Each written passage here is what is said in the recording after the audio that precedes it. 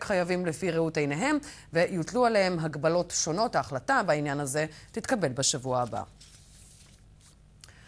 קונצרט בבית הוא שמו של מיזם עצמאי שהקימו מוזיקאים מקצועיים. הם מופיעים בהתנדבות בבתים של אנשים שמרותקים לבתיהם.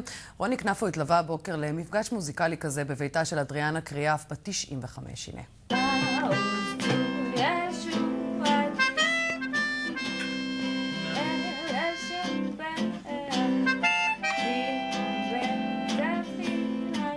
אני היום מאוד שמחה.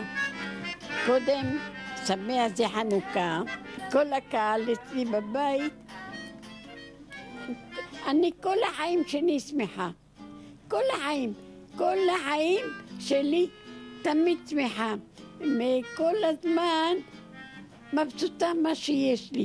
תמיד הייתה כזאת ואפילו יותר. היא סבתא מדהימה שבאמת אין כאלה. תמיד הבית שלה פתוח, תמיד היא חמה, דואגת לכולם, זוכרת הכל, היא בת 95 כבר. סבתא אדריאנה, על אף גילה המתקדם ומצבה הבריאותי, פותחת את ביתה לחבורה צעירה שהחליטה לגייס את המוזיקה כגשר עם דור שהולך ונעלם.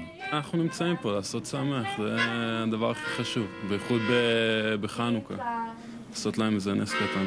פה זה משהו אחר, זה קשר אמיתי. מוזיקה זה הקשר, זה מה שאתה נותן לבן אדם שיושב מולך.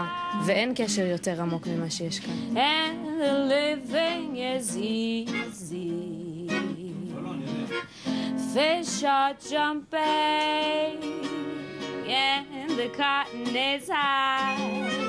מוזיקה בבית הביאו את הקיץ ביום הקודר הזה לאדריאנה, וצפוי להם ולעוד עשרות מתנדבים יום ארוך של שוטטות בין בתי קשישים. אני מרגיש שיש לי מתנה שאני צריך להעביר לאנשים שזקוקים לזה, אנשים שהם בודדים, שהם מבוגרים, שיש להם בעיות בריאותיות, שהם בבית שלהם.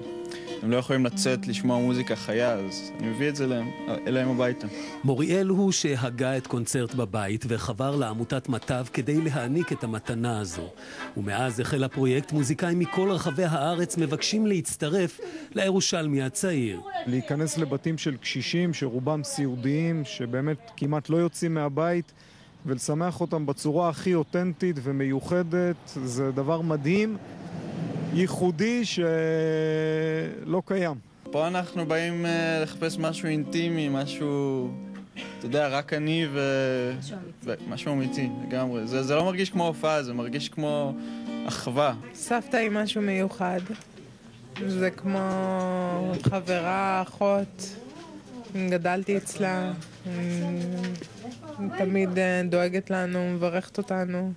אחות בת 95. אחות בת 95. ואולי מה שראוי שכולנו נזכור בזכות קונצרט בבית, שכל הסבתות הן משהו מיוחד, ומגיע לכולן רגע אחד של נחת.